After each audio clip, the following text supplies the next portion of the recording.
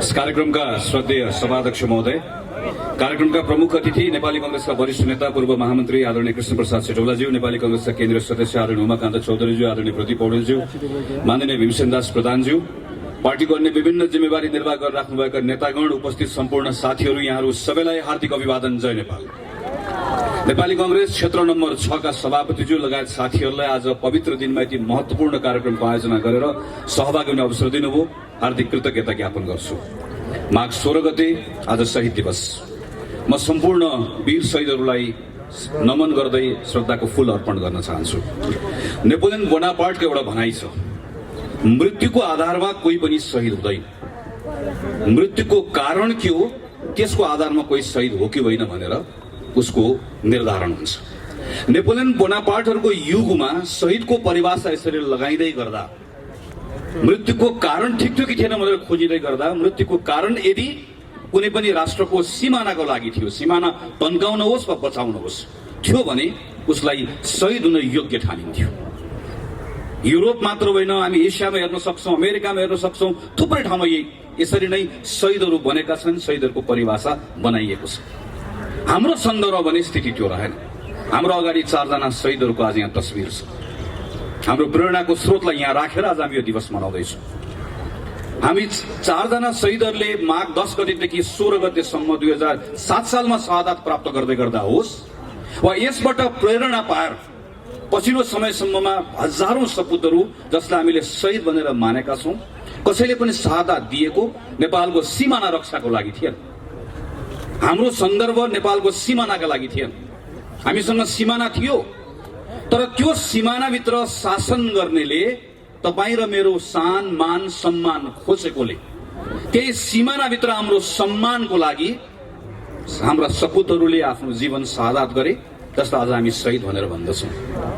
पञ्चायतमा शहादत प्राप्त गर्ने होस् वा माओवादीको युद्धको बेलामा शहादत प्राप्त गर्ने होस्, सबै शहादत तपाईँ र मेरो सम्मानको लागि थियो, तपाईँ र मेरो शानको लागि थियो, तपाईँ र मेरो उज्यालोका निम्ति थियो। थोरैलाई उज्यालो भएर पुग्दैन, उज्यालो सबैलाई चाहिन्छ भन्नका निम्ति थियो। तपाईँ र मेरो स्वतन्त्रताको लागि थियो, तपाईँ र मेरो समानताका लागि थियो। शहीद गंगालाल, धर्मभक्त दशरथचन्द्र शुक्रराज त्यो दिन झुन्डिन वा गोली खान तयार नभएको भए आज रत्न पार्कमा न यो मञ्च बन्थ्यो, न तल तपाईँ बसेर थपडी बजाउन पाउनुहुन्थ्यो। तपाईँ र म आज उभिन पाएका छौँ भने यस्ता सयौं सपुतहरूको रगतले त्यो आधार दिएको छ, त्यो प्रेरणा दिएको छ। 2007 सालमा आएको परिवर्तन पश्चात केही वर्षको संक्रमण पछाडि जब 2015 सालमा निर्वाचन भयो, त्यो निर्वाचन पछाडि जतिखेर पहिलो जननिर्वाचित सरकार बन्यो, त्यो सरकारले आफ्नो कार्यकाल पूरा गर्न पाएको भए, दरबारले अनावश्यक महत्वाकांक्षा नराखेको भए आज सायद नेपालमा संवैधानिक राजतन्त्र पनि रहन्थ्यो होला। आज हामीसँग 60 वर्षको संसदीय प्रजातन्त्रको इतिहास हुन्थ्यो। त्यो गरिबिलो इतिहास मात्र हुँदैन थियो, हामीसँग बलियो लोकतान्त्रिक चेतना हुन्थ्यो, संस्कार हुन्थ्यो र संस्थाहरू हुन्थ्यो। हामीसँग भर पर्ने अदालत हुन्थ्यो, हामीसँग राम्रा विश्वविद्यालयहरू हुन्थ्यो होला, हामीसँग लोकतान्त्रिक चेतना पनि हुन्थ्यो, त्यसलाई बोक्ने संस्थाहरू पनि हुन्थ्यो। दरबारको महत्वाकांक्षाले 30 वर्ष खेर गयो। अहिले पनि कहिलेकाहीँ साथीहरू कहीँ आएको युवाहरू घुमेको देख्छु, राजा आऊ देश बचाऊ, राजा आऊ देश बचाऊ भनेर भनेको देख्छु। 30 वर्ष दरबारले यही ठाउँबाट एकल शासन गर्ने मौका पायो। दरबारका विरुद्ध जो बोल्थ्यो उसलाई अराष्ट्रिय करार गरिन्थ्यो। हाम्रा कैयन साथीहरू मारिए। प्रतिपक्षविहीन राजनीति, 30 वर्षको स्थिरता, तर 30 वर्षपछि नेपालको अवस्था के रह्यो? नेपाल 2046 सालमा जनआन्दोलन हुँदै गर्दा नेपाल संसारकै सबैभन्दा गरिब देशमध्ये, संसारकै सबैभन्दा बढी विदेशी ऋण बोकेको देशमध्येको एउटा देश थियो। तब न जनता सडकमा ओर्लिए, तब न फेरि परिवर्तनको उद्घोष भयो। 46 साल पछाडि फेरि एउटा अवसर नेपालले पायो। गल्ती हामीले पनि गर्यौं, हामी पनि चुक्यौं। दरबारको फेरि षड्यन्त्र, माओवादीको अनावश्यक युद्धको दुस्साहस, यसले फेरि अर्को 10 वर्ष खेर गयो। 60-62 सालको आन्दोलन, त्यो आन्दोलनबाट आएको परिवर्तन, त्यसको व्यवस्थापन गर्न अर्को 10 वर्ष लाग्यो र यत्रो लामो आरोह अवरोह पछाडि हामीले एउटा संविधान निर्माण गर्यौं। संविधान भनेको एउटा निर्जीव दस्तावेज मात्र होइन। अघि भीमसेन सरले संविधान देखाउनु भयो, यो संविधानमा हामी 600 मानिसले काम गरेका छौँ हो। यो संविधान यो जनआन्दोलनसँग जोडिएको छ हो, तर यो संविधान त्यो जनआन्दोलनसँग मात्र जोडिएको छैन। यो संविधान यो 4 शहीदसँग पनि जोडिएको छ। यो संविधान तपाईँ हामीले नचिनेका अरू सयौं शहीदहरूसँग जोडिएको छ। किनकि स्वतन्त्रता र समानताको, मैले अघि पनि भने सिमानाको लागि होइन, तपाईँ र मेरो सिमानाभित्र, तपाईँ र मेरो सम्मानका लागि, तपाईँ र मेरो स्वतन्त्रता र समानताका लागि कयौं साथीहरू हाँसी हाँसी बलिवेदीमा चढे। त्यो लामो आरोह अवरोह पछाडि हामी अन्तिममा एउटा निष्कर्षमा पुग्यौं। त्यो निष्कर्षलाई दस्तावेजीकरण गर्यौं र हामीले एउटा संविधान निर्माण गर्यौं। यही संविधानमा टेकेर योभन्दा अगाडिको यात्रा अगाडि लिएर जाने हामीले उद्घोष पनि गर्यौं। त्यसैले यो संविधानलाई राम्रोसँग तपाईले निहालेर हेर्नुभयो भने त्यहाँ मृत अक्षर मात्र होइन, त्यहाँ तपाईले कहीँ कहीँ स्पन्दनहरू सुन्नुहुन्छ, शहीदहरूको आवाज सुन्नुहुन्छ, स्वतन्त्रताको लागि गरिएका ती आन्दोलनका चापहरू तपाईले त्यहाँ सुन्न सक्नुहुन्छ। त्यसैले आज त्यस कारणले गर्दा हामीहरू भनिरहेका छौँ यो संसदको विघटन होइन, यो संविधानको विघटन। प्रधानमन्त्री केपी शर्मा ओलीले यो संविधानमा टेकेर घर बनाउने मौका पाउनुभयो। संविधान हामी सबैलाई हालेको जग हो, त्यो जगमा टेकेर घर बनाउनका निम्ति मौका पाउनुभयो। म त हेड मिस्त्री हो, मिस्त्रीहरूको नायक। उहाँलाई 5 वर्षको निम्ति जिम्मा दिइयो, हातमा अस्त्र पनि दिइयो, तर शास्त्र नपढेकोले अस्त्र चलाउन जानेन, ढङ्ग पुर्याएन, घर बनाउन जानेन, घर बनाउन सकेन। घर बनाउन नजानेर घर बनाउन नसक्नेले मैले घर बनाउन सकिन, घर बनाउन जानिन भन्नुपर्नेमा दिएको अस्त्रको दुरुपयोग गरेर त्यही जगमा हान्न थाल्यो, त्यही जग भत्काउन थाल्यो। अनि वरिपरि रहेका आसेपासेहरू धुपौरेहरूले प्रभु तपाईले गल्ती गर्नुभयो, तपाईलाई जिम्मा त घर बनाउन दिएको, तपाईलाई दिएको घनले तपाईले यसलाई इट्टा फोडेर माथि पर्खाल लगाउनु होला भन्न ठानेको तपाईले जग भत्काउन थाल्यो भन्नुपर्ने ठाउँमा धुपौरे हेर्नुहोस् त देशभरि प्रधानमन्त्री हिँड्नु भएको छ। क्या भत्काउनु भयो भनेर वरिपरि भएको तपाईँ हेर्नुहुन्छ, थरीथरीका देख्नुहुन्छ। अनि प्रधानमन्त्रीलाई के लागिरहेको छ भने जसरी मेरो वरिपरि हिँड्नेहरूले मैले गरेको कदमको प्रशंसा गरिरहेका छन्, यसै गरिकन जनताले प्रशंसा गरिरहेका छन्। क्षमा गर्नुहोला प्रधानमन्त्रीजी, तपाईँ नेपाली जनताको अवमूल्यन गर्दै हुनुहुन्छ, अहिलेको युगको अवमूल्यन गर्दै हुनुहुन्छ। केही वर्ष पछाडि जब तपाईँ इतिहास बन्नुहुन्छ त्यो बेलामा नेपाली जनताले तपाईँलाई कसरी सम्झनेछन् एकपटक आज राति बालवाटारमा सुत्दै गर्दा आँखा चिम्म गरेर एकपटक सोच्नुहोस् तपाईँलाई कसरी सम्झनेछ।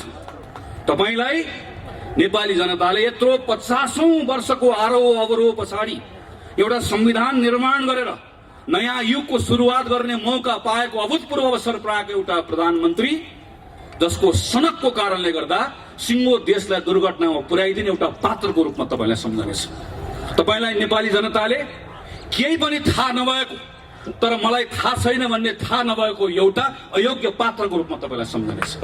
तपाईँलाई नेपाली जनताले सिङ्गो संविधानलाई विघटन गर्ने एउटा पात्रको रूपमा सम्झनेछ। तपाईँलाई नेपाली जनताले जनताको मतको अपमान गर्ने एउटा पात्रको रूपमा सम्झनेछ। नेपालको इतिहासको पानाहरू लेख्दै गर्दा जनताको अधिकारको लागि लड्ने पात्रहरूको पानामा प्रधानमन्त्री केपी शर्मा ओलीको नाम लेखिने छैन। तपाईलाई कसैले पनि त्यो पाना पल्टाएर त्यहाँभित्र तपाईँको नाम खोजे भने कसैले भेट्ने छैन। तपाईँको नाम कहाँ लेखिनेछ? तपाईँको नाम नेपाली जनताको अधिकार खोज्ने शासकहरूको पंक्तिमा लेखिनेछ। त्यसैले तपाईँको बारेमा धेरै चिन्ता छैन। तपाईँका धुपौरेहरूको बारेमा त केही भन्नु पनि छैन। चिन्ता तपाईँको होइन, प्रश्न तपाईँलाई मात्र होइन, प्रश्न भोलि हामीलाई पनि हुन्छ। चिन्ता आज आफ्नै गर्नुपर्ने बेला आएको छ। त्यो बेलामा इतिहासले हामीलाई पनि प्रश्न गर्नेछ।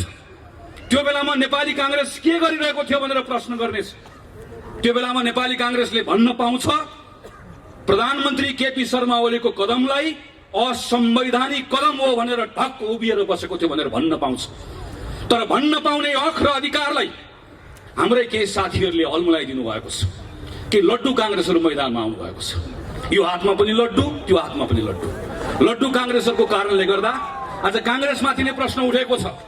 यो प्रश्नलाई पनि भोलि उठ्न नसक्ने गरिकन ठेचारेर हामी अगाडि बढ्नुपर्नेछ।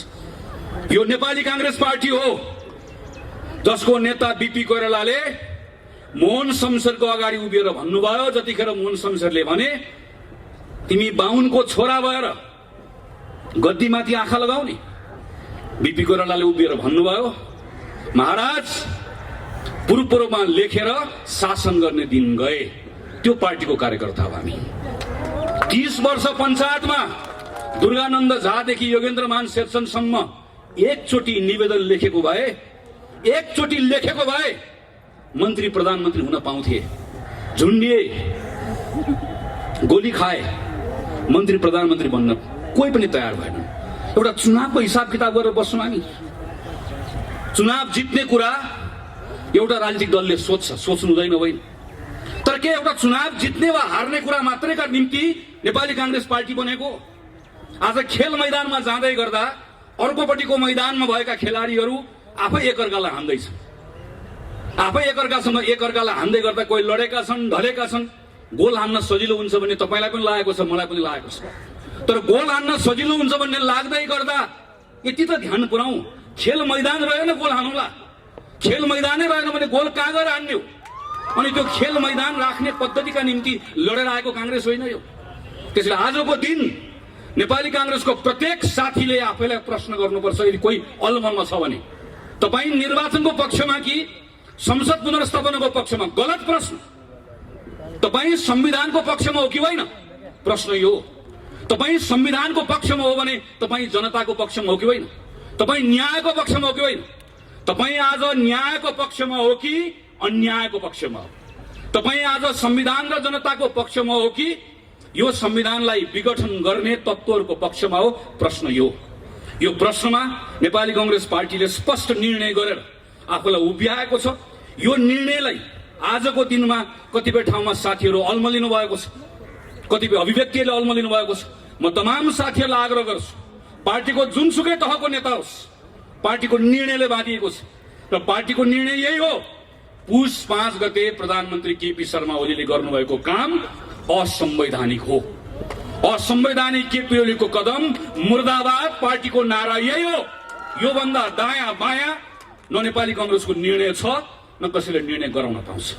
प्रश्न कांग्रेसलाई मात्र होइन, प्रश्न अदालतलाई पनि आउँछ। के साथीहरू के भन्नुहुन्छ भने अदालतको बारेमा बोल्नु हुँदैन। म फेरि भन्छु, बीपी कोइरालाको पार्टीको कार्यकर्ता हो हामीहरू र यही बीपी कोइराला हो जसले सर्वोच्च अदालततर्फ हेरेर भन्नुभयो, यो अदालत हो श्रीमान, न्यायको 4 किल्लाभित्र न्यायको हत्या नहोस्। दायाँ नहेर्नुहोस्, बायाँ नहेर्नुहोस्, वर नहेर्नुहोस्, पर नहेर्नुहोस्, न्याय गर्नुहोस्, विवेक पुर्याउनुहोस्। अदालततर्फ हेरेर पञ्चायतको बेलामा फाँसी मुद्दा लागेको बेलामा बोलेका बीपीका कार्यकर्ताहरू आज रामशाह पद देखेर पर भागेर अदालतको बारेमा बोल्दैनौ भनेर भन्छ भने ती कायरहरू मात्र हुन सक्दछ। अदालतको बारेमा कांग्रेसले बोल्दैन भन्ने भ्रम नराखौं। अदालतमा भइरहेको विषयका बारेमा कांग्रेस त बोलिसक्यो र कांग्रेस बोलेर भनिसक्यो पुष 5 गतेको कदम असंवैधानिक हो। अब अदालतले यो भन्दा दायाँ बायाँ फैसला गर्दैन भन्ने हाम्रो विश्वास हो। अदालतले गर्न सक्दैन, अदालतले गर्नु हुँदैन भन्ने हाम्रो मान्यता हो। अदालत प्रतिको प्रचुर विश्वास र विश्वासको आधार छ। अघि साथीहरूले चर्चा गरिसक्नु भयो। यही संविधान सभामा हामीहरू काम गर्दै गर्दा आदरणीय नेता कृष्ण प्रसाद सिटौलाको नेतृत्वमा मस्यौदा समितिभित्र काम गर्दै गर्दा त्यही संविधान सभाबाट लेखिने संविधानमा भएको नेपालका कम्युनिस्ट पार्टीका साथीहरूको प्रस्ताव थियो अदालतलाई संसद मातहत राख्नुपर्छ। प्रस्ताव थियो एउटा संसदीय समितिले अदालतलाई हेर्नुपर्छ। हामीले भने हुँदैन। अदालतको स्वतन्त्रताको पक्षमा हामी रोप्यौं। यही संसदले अदालतको सम्मान राख्यो। अब हामी चाहन्छौं अदालतले संसदको सम्मान राखोस्। श्रीमानहरूलाई हामीहरू भन्न चाहन्छौं, तपाईहरु संविधान पल्टाएर हेरिराख्नु भएको छ, हेर्ने त्यही नै हो। संविधानको अक्षरहरू पढिराख्नु भएको छ, धाराहरू पढिराख्नु भएको छ, पढ्ने त्यही नै हो। तर संविधानको धाराहरू, त्यो अक्षरहरू शून्यबाट आएका होइनन्। त्यसको सृजना कहाँबाट भयो? त्यो कहाँबाट आयो? कहाँबाट जन्मियो? त्यही संविधान सभाबाट जन्मियो। त्यो दुईटा संविधान सभामा काम गरेर आएको सदस्य हुँ म। पहिलो संविधान सभाको एउटा छलफल तिथि मिति याद छ। म सुभाष नेमाङको कोठाभित्र भएका छलफलहरू अहिले पनि सम्झिरहेको छु। पहिलो संविधान सभाबाट संविधान बनेको भए आज नेपालमा संसदीय व्यवस्था रहने संविधानै बन्दैन थियो। त्यो यात्रा पार गरेर हामीहरू दोस्रो संविधान सभामा आयौं। एकातिर हामीलाई प्रत्यक्ष निर्वाचित कार्यकारी जस्तो भइदियोस् भन्ने चाहना, अर्कोतिर स्थिरता भइदियोस् भन्ने चाहना, तर अर्कोतिर संसदीय व्यवस्था पनि रहिदियोस् नत्र भए नेपालको विविधताको प्रतिनिधित्व हुन सक्दैन भन्ने यथार्थको बोध, त्यसका बीचमा हामीले एउटा निर्णय गर्यौं। हामी संसदीय व्यवस्था राख्छौं, तर यस्तो संसदीय व्यवस्था राख्छौं जसमा हुने व्यवस्था न भूत हो न भविष्य। संसारको कुनै पनि देशको संविधानमा नभएको व्यवस्था तपाई हाम्रो संविधानमा हामीले राखेका छौं। एउटा संविधान कसैले मलाई बताइदियोस् जसमा संसदीय व्यवस्थामा संसदबाट निर्वाचित भएको प्रधानमन्त्रीलाई 2 वर्ष अविश्वासको प्रस्ताव राख्न नपाउने कुनै एउटा संविधान छ? 2 वर्ष अविश्वासको प्रस्तावको बारेमा जब प्रधानमन्त्री निर्धक्क भएर बस्नुभयो त्यो बेलामा नेपालको संविधान सिरानी राख्ने। अनि आज जब यो संविधानले तपाईलाई विघटन गर्न दिएन अनि त्यो बेलामा भारतको संविधानले यसो भन्छ, बेलायतको संविधानले यसो भन्छ, त्यसो भए भारत जानुस्, त्यसो भए बेलायत जानुस्। यो नेपाल हो श्रीमान, यो नेपालको संविधान लाग्छ र नेपालको संविधानमा बहुमत प्राप्त प्रधानमन्त्रीले संसद विघटन गर्न पाउने कुरा लेखिएको छैन। अदालतमा कहिलेकाहीँ चिन्ता व्यक्त गरेको सुनिन्छ, बहुमत प्राप्त प्रधानमन्त्रीले सरकार चलाउन मन नलाग्यो भने के गर्ने? हामीले श्रीमानलाई भनेका छौं त्यसो भए बहुमत प्राप्त प्रधानमन्त्री खुरुक्क घर जाने, घर बस्न मन नलागे वन जाने। त्यो भन्दा बाहेक यो संविधानले बाटो देखाउँदैन। यो संविधानको धारा 76 मा छलफल भइरहेको छ। धारा 76 लेख्ने संविधानको मस्यौदा समितिको संयोजक यही हुनुहुन्छ, म त्यसको सदस्य। सम्माननीय अदालतका श्रीमानहरूलाई हामी भन्न चाहन्छौं, हामी जनताका प्रतिनिधि हौं। नजानेर नबुझेर धारा 1, 2, 3, 4, 5, 6, 7 लेखेको होइन। बहुमत प्राप्त प्रधानमन्त्रीले संसद भङ्ग गर्न पाउँछ भनेको भए, गर्न पाउँछ भन्ने लेख्नुपर्छ भनेको भए लेख्न नआउने हो, पढ्न नआउने हो। सरासर 2047 सालको संविधानको धारा 53 जस्तो बहुमत प्राप्त प्रधानमन्त्रीले संसद भङ्ग गर्न पाउनेछ भने लेखिहाल्थ्यो। बहुमत प्राप्त प्रधानमन्त्रीले गर्न पाउँदैन भनेरै त्यस कारणले गर्दा गर्न नपाइने व्यवस्था गरेको। यति कुरा प्रष्टसँग लेख्दै गर्दाखेरि पनि संविधानको व्याख्या गर्दै गर्दा तलमाथि हुन्छ भने प्रश्न उठ्छ श्रीमान, प्रश्न उठ्छ, जवाफ दिनुपर्ने हुन्छ। किनकि अदालतले पनि लेखेको कुरा व्याख्या गर्ने हो, काल्पनिक कुरा अदालतले पनि थप्न पाउँदैन। यो संविधानमा थप गड गर्न पाउने अधिकार अदालतले पनि छैन, लेखेको कुराको व्याख्या गर्ने मात्रै हो। यति मात्र होइन, तपाईं प्रत्येक नेपाली नागरिकले यो कुरा मनन गर्नुपर्छ। प्रधानमन्त्री केपी शर्मा ओलीको विघटनको यो प्रस्ताव सदर हुने हो भने यो भन्दा ठूलो लोकतन्त्रमा जनताको निर्वाचनको अर्को अपमान हुन सक्दैन। हाम्रो संविधानमा त लेखिएको छैन। कहिलेकाहीँ के कुरा गरिन्छ भने संसारको विभिन्न संविधानमा भएको व्यवस्थाको कुरा गरिन्छ, संसदीय व्यवस्थाको कुरा गरिन्छ। हाम्रो संविधानमा नलेखेको तर संसदीय परम्पराको कसैले बहस गर्छ भने पनि एकपटक पल्टाएर हेरौं। एउटा संसद विघटन गरेको घटना कसैले मलाई बताइदियोस् जहाँको प्रधानमन्त्रीले के भन्छ भने यो संसदमा सम्पूर्ण रूपमा मेरो बहुमत थियो, संसदमा मलाई केही पनि समस्या भएको थिएन, तर राति सुतेको बिहान उठ्दै गर्दा भङ्ग गर्न मन लाग्यो, मैले भङ्ग गरिदिएँ। प्रधानमन्त्रीको पत्रले योभन्दा अरू केही भन्छ? तपाईले पत्र पढ्नु भएको छ एकपटक? प्रधानमन्त्री के भन्नुहुन्छ भने मलाई 2/3 बहुमत चाहियो, त्यस कारणले गर्दा मैले संसद भङ्ग गरिदिएँ। अब 2/3 बहुमत दिनुस्। त्यसपछि प्रधानमन्त्री के भन्नुहुन्छ भने 2/3 पुगेन, सम्पूर्ण चाहियो भन्नुहुन्छ। त्यो भन्न पाइने हो नि त। एउटा व्यवस्था कसैले देखाइदियोस्, एउटा अभ्यास देखाइदियोस् जहाँ संसदमा समस्या नभइकन संसद विघटन भएको होस्। भएको छैन, कोही पनि हुँदैन। हाम्रोमा त पाइँदैन, पाइने ठाउँमा पनि हुँदैन। संसदमा समस्या आएपछि बल्ल संसद भङ्ग गर्ने अभ्यास संविधानमा व्यवस्था भएका देशहरूमा छ, हाम्रोमा त त्यो पनि छैन। त्यसैले हामी श्रीमानहरूतर्फ फर्केर भनिरहेका छौं, केही हेर्नु पर्दैन, हाम्रो संविधान मात्र हेर्दै हुन्छ। प्रधानमन्त्रीले अदालतमा चलिरहेको कुरालाई तमासा भनेर भन्नुभयो। तमासा भन्ने कुरालाई अदालतले कसरी लिन्छ, अदालतले जान्ने कुरा हो। केही पूर्व प्रधान न्यायाधीशहरूले अदालतको अ पनि उच्चारण गर्नु भएन। उहाँले जन्म एउटा कुरा भन्नुभयो, प्रतिनिधि सभाको विघटन संविधानलाई नेपाल संविधानका हिसाबले पनि राजनीतिक हिसाबले पनि यसले गतिरोध उत्पन्न गरेको छ भनेर भन्नुभयो। भनेको त्यति मात्रै हो। त्यति भनेको आधारमा आज पूर्व प्रधान न्यायाधीशहरूलाई अदालतको अपहेलनाको मुद्दा लागेको छ। अदालतको प्रक्रिया छ, म प्रक्रियाको सम्मान गर्छु र मलाई विश्वास छ अदालतले यसलाई दुधको दुध पानीको पानी गर्छ। तर एउटा कुरा सम्झाउन चाहन्छु, केवल राजद्रोहको मुद्दा लागेको थियो मलाई। यही अगाडिपट्टि नागरिक आन्दोलन भएको थियो।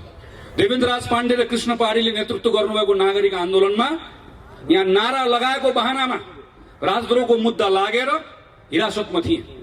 म माथिको मुद्दामाथि बहस चलिरहेको थियो विशेष अदालतमा। विशेष अदालतमा बहस चल्दै गर्दा थुप्रै युवा साथीहरू अदालतमा आउनुभयो। अदालतको परिसरमा छिर्नुभयो। तलबाट नारा लाग्न थाल्यो, ज्ञाने चोर देश छोड। र त्यही बेलामा मेरो पक्षमा बहस गर्दै गरेका वकिलहरूले भन्नुभयो, श्रीमान एकछिन अदालतमा मौनता चाहन्छु। श्रीमान एकछिन कोही नबोलिदिनुहोस्। कोही बोलेनन्। पछि भित्र युवाहरू भित्रै पसे, नारा लगाउँदै गए, अझ स्वर ठुल्ठुलाउँदै गयो। अनि मेरो पक्षको वकिलहरूले भन्नुभयो, श्रीमान मेरो पक्षलाई आज जुन आरोप लागेको छ त्यो आरोपको आधारमा तपाईँले आज यसलाई राजद्रोही भन्ने हो भने ती राजद्रोहीहरू त अदालतमा आइसके। यी सबलाई राजद्रोही तपाईँले भन्नुपर्छ। अब कतिलाई राजद्रोही भन्नुहुन्छ भनेर भनेको म सम्झन्छु। आज संविधानमा नलेखिएको संसद विघटन गरेको कुरा गलत हो भनेर कसैले भन्दै गर्दा, नेपालको प्रधानमन्त्रीले विधिको शासनमा विश्वास गर्नुहुन्न, सेटिङको शासनमा विश्वास गर्नुहुन्छ भनेर कसैले भन्दै गर्दा अदालतको अपहेलनाको मुद्दा लाग्छ भने अपहेलनाको मुद्दा हामी सबलाई लगाइयो श्रीमान। हामी सबैले त्यो मुद्दा खेप्न तयार छ। न्यायको पक्षमा बोल्दै गर्दा अदालतको अपमान हुँदैन। हामी अदालतको मान बढाउन चाहन्छौँ, अदालतको शान बढाउन चाहन्छौँ। सर्वोच्च अदालत भन्ने नाम संविधानले दिएको, तर सर्वोच्च अदालत प्रतिको सर्वोच्च विश्वास अदालतले आर्जन गर्नुपर्छ। न्यायबाट आर्जन गर्नुपर्छ, फैसलाबाट आर्जन गर्नुपर्छ, न्याय गरेको देखिनुपर्छ। त्यसका निम्ति हामीहरू बोलिरहेका छौँ। कतिपय साथीहरू भन्नुहुन्छ आज हामी नेपाल कम्युनिस्ट पार्टी दुईटा हुँदै गर्दा कुनै एउटाको पक्षमा नबोलौँ, कुनै अर्कोको पक्षमा नबोलौँ। मलाई यसमा अल्मलिनु पर्ने कारण केही पनि छ भन्ने लाग्दैन। कम्युनिस्ट पार्टीका साथीहरू दुईतिर अहिले फर्केर बस्नु भएको छ। एउटाले एउटाको वस्त्र उतार्नुहुन्छ, ल भन्नुहुन्छ, ल आज मैले उतारिदिएँ। अर्कोले भन्नुहुन्छ उसले एउटा उतारे मैले दुईटा उतारिदिएँ। उतार्दा उतार्दै केही दिनपछि दुवै थरीहरू सर्वाङ्ग नाङ्गिसके पछाडि तपाईँ हामीले कोहीले पनि उहाँहरूलाई हेर्न सक्दैन। र त्यो बेलामा नेपाली जनता आफैले भन्नेछ, हामीलाई को सक्कली को नक्कली थाहा छैन, तर हामीलाई सक्कली कम्युनिस्ट पनि चाहिएन, नक्कली कम्युनिस्ट पनि चाहिएन। हामीलाई तातेको कम्युनिस्ट पनि चाहिएन, हामीलाई सेलाएको कम्युनिस्ट पनि चाहिएन। हामीलाई गड्याङ गुडुङ गर्दै आउने उत्तौलो खरे जस्तो कम्युनिस्ट पनि चाहिएन। हामीलाई जमेर गनाएको पोखरी जस्तो गनाएको कम्युनिस्ट पनि चाहिएन। हामीलाई यो पनि चाहिएन, हामीलाई त्यो पनि चाहिएन। नेपाली जनता आफैले भन्नेछन्। हामी यहाँ छौँ भनेर लेखेर बस्नुभएका साथीहरूलाई नेपाली जनता आफैले प्रश्न गरिरहेका छन्। हिजो नेपाली कङ्ग्रेसका साथीहरू संसदमा सडकमा राष्ट्रपति रानी जस्तो हुन खोजिबक्स्यो भनेर भन्दै गर्दा तपाईँहरू कहाँ हुनुहुन्थ्यो? हिजो संसदमा उपसभामुख पनि चाहियो, होइन भने संवैधानिक परिषदमा प्रधानमन्त्रीले दादागिरी गर्नुहुन्छ भन्दै गर्दा तपाईँहरू कहाँ हुनुहुन्थ्यो? हिजो निर्वाचन आयोगमा स्वतन्त्र मान्छे लिएर जाउँ भन्दै गर्दा तपाईँहरू कहाँ हुनुहुन्थ्यो? आज चुनाव चिन्ह मलाई देऊ, म यहाँ छु भन्दै गर्दा तपाईँहरू कहाँ हुनुहुन्थ्यो भन्ने प्रश्न तपाईँ हामीले गर्नु पर्दैन। आम जनताले गरिरहेको प्रश्न छ। हामी यसमा अल्मलिनु पनि पर्दैन, किनकि आजको मूल प्रश्न यो होइन। आजको मूल प्रश्न संविधान माथि भएको घात हो। आजको मूल प्रश्न संविधान विघटन गरिएको विषय हो। आजको मूल प्रश्न संविधानलाई ट्र्याकमा फर्काउने कुरा हो। आजको मूल प्रश्न व्यवस्था जोगाउने कुरा हो। म खास गरिकन नौजवान साथीहरूलाई म अनुरोध गर्न चाहन्छु। 48 सालमा 9 कक्षामा पढ्थेँ, 46 सालको बेलामा प्रदीपजी हामीहरू एउटै विद्यालयमा भर्खर स्कुल पढ्दै थियौँ। ठुलो परिवर्तन भयो। परिवर्तनपछि सब ठिकठाक हुन्छ भन्ने लाग्यो। धेरै कुरा भनेको जस्तो भयो। माओवादी आयो, बन्दुक बोकेर आयो, व्यवस्था बदल्छु भनेर आयो, दरबार आयो, व्यवस्था बदल्छु भनेर आयो। त्यो बेलाका युवाहरूको त्यो क्षणिक आवेगमा, क्षणिक नैराश्यतालाई त्यसको दुरुपयोग गरेर अनेकन शक्तिहरू आयो। तर त्यसले हाम्रो पुस्ता खायो, हाम्रो एउटा जेनेरेसन गयो। यो बेलामा तपाईँको रिस पार्टीसँग हुन सक्छ, तपाईँको रिस नेतासँग हुन सक्छ। रिस उठ्यो पार्टी फेरिदिनुहोस्, रिस उठ्यो नेता बदल्नुहोस्, तर पद्धति बदल्ने कुरामा साथ कसैले पनि नदिनुहोस्। यो पद्धति बदल्ने भट्काउने कुरा फेरि एकपटक सुरु भयो भने अर्को 20 वर्ष जान्छ। लेखेर राख्नुहोस्, गनेर राख्नुहोस्। तपाईँलाई मन परेन मूर्ख शासक बदलिदिनुहोस्, तर मूर्ख शासकको हुकुमले चल्ने पद्धतिले नेपालको हित हुँदो रहेनछ भन्ने कुरा इतिहासले बताएको छ, पटक पटक प्रमाणित भएको छ। त्यसैले यो बेलामा कोही प्रतिको माया राख्नु पर्दैन, कोही प्रतिको दुराग्रह पनि राख्नु पर्दैन। तपाईँ काङ्ग्रेस हुनै पर्दैन। काङ्ग्रेस हुने, काङ्ग्रेसलाई मत हाल्ने कुरा आउँछ त्यो दिन गर्नु होला। यो पटक तपाईँ एउटा नेपाली नागरिक भएर सोच्ने हो। तपाईले यो पटक तपाईले नेपालको भविष्यको बारेमा सोच्ने हो।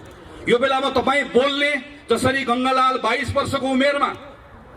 वर्षको उमेरमा एउटा युवक भोलि गएर तपाईँ र मैले उज्यालो देख्न पाउला कि नपाउला भनेर बोले मात्र बिना गोली खाए। तपाईँ आज तपाईका लागि, तपाईको भविष्यका लागि, हाम्रो देशका लागि, हाम्रो भविष्यका लागि बोल्न तयार हो कि होइन? बाहिर मैदानमा आउन तयार हो कि होइन? त्यसैले म एउटै कुरा भनेर आग्रह गरेर टुङ्ग्याउन चाहन्छु।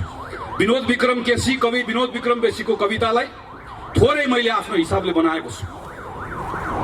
टाउकोमा लाठी खान तयार रहनुस्, टाउकोमा लाठी खान तयार रहनुस्, ढाडमा बुट खान तयार राख्नुस्। टाउकोमा लाठी खान तयार रहनुस्, ढाडमा बुट खान तयार रहनुस्, छातीमा गोली खान तयार रहनुस्, मस्तिष्कलाई जेलको हावा खान तयार राख्नुस्, मनलाई मृत्युलाई मही खानको लागि तयार राख्नुस्, मनलाई मृत्युलाई मही खानको लागि तयार राख्नुस्। नत्र तानाशाहसँग हार खाएर इतिहासको गाली खान तयार रहनुस्। इतिहासको गाली खाने हो वा लड्ने हो आफ्नो हकका लागि, आफ्नो अधिकारका लागि। आज शहीद दिवसमा त्यही भएर मैदानमा आएको। संकल्प गर्ने हो कि होइन? बोल्ने हो कि होइन? लड्ने हो कि होइन? डट्ने हो कि होइन?